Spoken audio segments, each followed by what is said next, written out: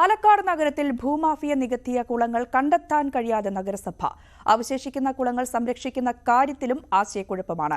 Data ബാങ്കിൽ ഉൾപ്പെട്ട തണ്ണീർത്തടങ്ങൾ നികത്താൻ ഒത്താശ ചെയ്ത റവന്യൂ വകുപ്പ് അധികൃതർക്കെതിരെ ഇതുവരെ നടപടിയും സ്വീകരിച്ചിട്ടില്ല. News 18 exclusive.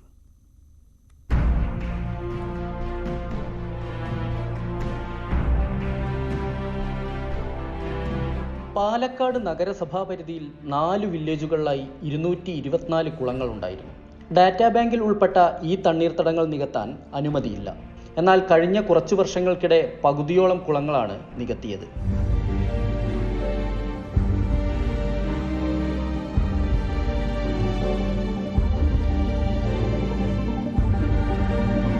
അതേസമയം നഗരസഭാ ടൗൺ പ്ലാനിംഗ് രേഖകളിൽ 136 തണ്ണീർത്തടങ്ങളുണ്ട്. നഗരസഭയുടെ പരിശോധനയിൽ കണ്ടെത്താനായത് 111 കുളങ്ങൾ മാത്രം. ഡാറ്റാ ബാങ്കിൽ വരുന്ന തണ്ണീർത്തടങ്ങളെ റവന്യൂ വകുപ്പ് പുരയിടമാക്കി രേഖകൾ നൽകിയതോടെയാണ് ഭൂമാഫിയ നികത്തിയത്. നഗരസഭയുടെ മാസ്റ്റർ പ്ലാൻ തയ്യാറാക്കാൻ കഴിഞ്ഞ ദിവസം ചേർന്ന നഗരസഭാ കൗൺസിലിലും തണ്ണീർത്തട സംരക്ഷണ കാര്യത്തിൽ തീരുമാനമായില്ല. ഈ പരാതിയുമായിട്ട് നമ്മൾ കൊടുത്തു കഴിഞ്ഞാൽ ആരും ആക്ഷൻ എടുക്കുക ഒന്നും ചെയ്യാറില്ല. അവർ പറയും നിങ്ങൾ പരാതി നേരിട്ട് തരൂ എന്ന് പറയും. പരാതി കൊടുത്തതിന് ശേഷം ഈ അന്വേഷണമൊക്കെ നടക്കുമ്പോഴേക്കും ഇത് നികത്തി കഴിഞ്ഞിട്ടുണ്ടാകും.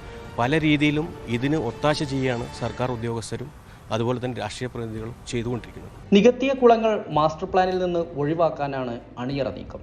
തണ്ണീർത്തടങ്ങൾ നികത്തിയ സ്ഥലങ്ങളിൽ പലയിടത്തും വൻകിട കെട്ടിടങ്ങൾ ഉയർന്നു കഴിഞ്ഞു. വൻ കൈക്കൂലി മറിഞ്ഞതോടെയാണ് റവന്യൂ വകുപ്പിന്റെ രേഖകളിൽ നിന്ന് തണ്ണീർത്തടങ്ങൾ അപ്രത്യക്ഷമായത്.